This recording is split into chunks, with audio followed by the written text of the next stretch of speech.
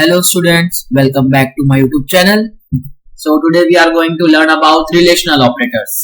हमने last practical session में क्या देखा था, अरिथमेटिक ऑपरेटर्स क्या होता है जिसको मैथमेटिकल ऑपरेटर्स बोलते हैं, और उसमें काफी सारे हमने मैथमेटिकल ऑपरेशन परफॉर्म किए थे, plus minus multiplication division modulus, है ना।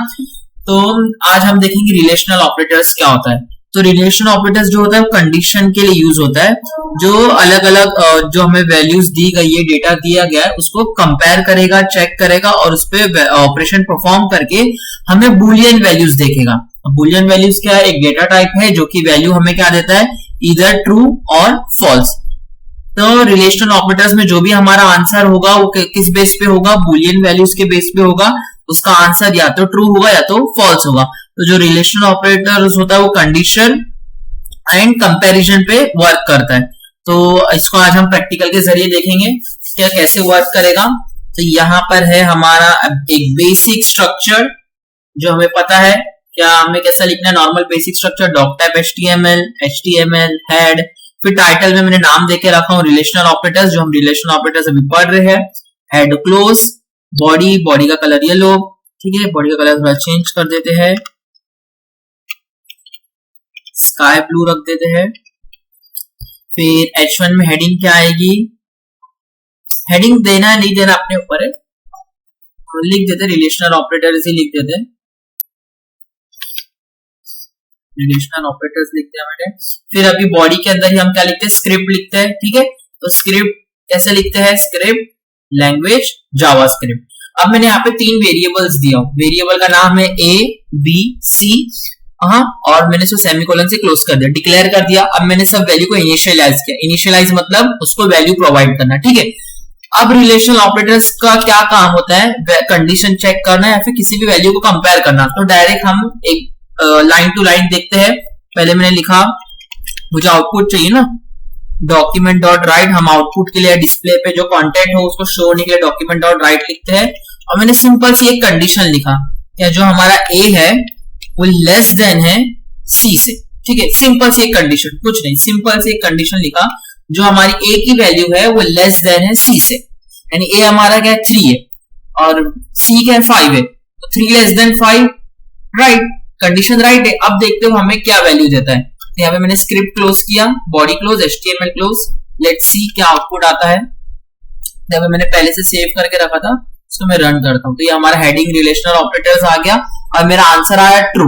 ट्रू क्यों आया, क्योंकि जो यहाँ पे हमारी वैल्यू है A जो कि 3, C जो कि 5, जो 3 लेस देन 5 होता है ना, तो कंडीशन क्या है, सेटिस्फाई है, ट्रू है, इसलिए आंसर क्या आया, ट्रू।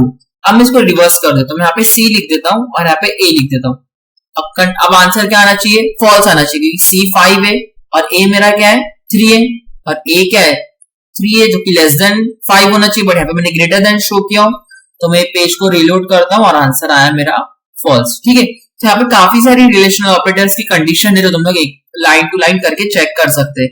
जैसे मैंने A ग्रेटर देन B है, चेक किया अभी, जैसे यहाँ पे मैंने C ले लिया था। अब ये वाली कंडीशन चेक करते हैं। अभी यहाँ पे मैं क्या ऐड करूंगा, simply A less than equal to B है। अब A की वैल्यू क्या है, मेरी 3 है, ठीक है, और B की 4 है, या तो A लेस देन B होना चाहिए, तो लेस देन इक्वल टू, ठीक है। तो अब इसका आंसर ट्रू ही आएगा। तो इसको रिलोड करता हूं, आंसर आया ट्रू, ठीक है। अभी मैं A की वैल्यू ना चेंज कर देता हूं, 4 कर देता हूं। अब A की वैल्यू भी 4, B की वैल्यू भी 4, तो A less than equal to B right आता है कि नहीं देखते हैं। It should be true again, here we go. तो इसका आंसर भी क्या आया, ट्रू आया। तो ये काफी सारे यहाँ पे कोड्स है जो कि हम लाइन टू लाइन करके चेक कर सकते हैं। अब इक्वल टू क्या होता है, इक्वल टू का मतलब होता है दोनों वैल्यू सेम, ठीक है, दोनों वैल्यू क्या होना चाहिए, सेम होना चाहिए। तो मैंने यहाँ पे ये हटा के इक्वल टू की साइन डाल दिया, और अब मुझे क्या दिख रहा है, A और B की वैल्यू सेम है अकॉर्डिंग टू द कंडीशन और वैल्यू जो दी गई है। तो मैं इसको रन करूंगा तो ये मुझे ट्रू ही देगा, ठीक है, इसने मुझे ट्रू ही दिया। लेकिन अब मैं क्या करता हूं, B की वैल्यू को मैं 6 कर देता हूं, ठीक है, और अब मैं इसको रन करके देखता हूं। जब इसको रन करूंगा तो ये मुझे देगा फॉल्स। क्यों फॉल्स देगा, क्योंकि यहाँ पे A की वैल्यू 4 हो गई है, B की वैल्यू 6 हो गई, अब दोनों इक्वल नहीं है। अब मैं यहाँ पे इक्वल टू की साइन को हटा के ये दे देता हूँ एक्सक्लेमेशन। एक्सक्लेमेशन मतलब नॉट इक्वल, एक्सक्लेमेशन मतलब नॉट और ये इक्वल, तो मतलब ए नॉट इक्वल टू बी, तो ए बी के इक्वल नहीं है ना, क्योंकि ए 4 है और बी 6 है, तो ये आंसर मुझे देगा ट्रू। ठीक है, एक minute,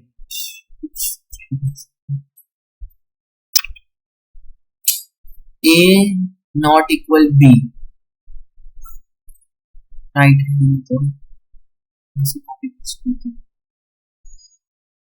A not equal to B, A B के इक्वल नहीं है, इट शुड बी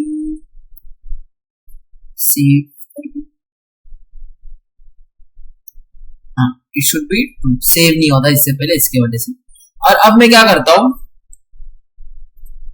तो ठीक है अभी सी ले लेते हैं, मैं सी नॉट इक्वल टू बी कर लिया। अब बी और सी की वैल्यू सेम है, सी नॉट इक्वल टू बी, बल्कि दोनों तो इक्वल है, और यहाँ पे मैंने कंडीशन में लिखा नॉट इक्वल, और लेकिन वेरिएबल में जो मैंने वैल्यू दिया वो तो इक्वल है, तो आंसर इस बार अब क्या आएगा, फॉल्स।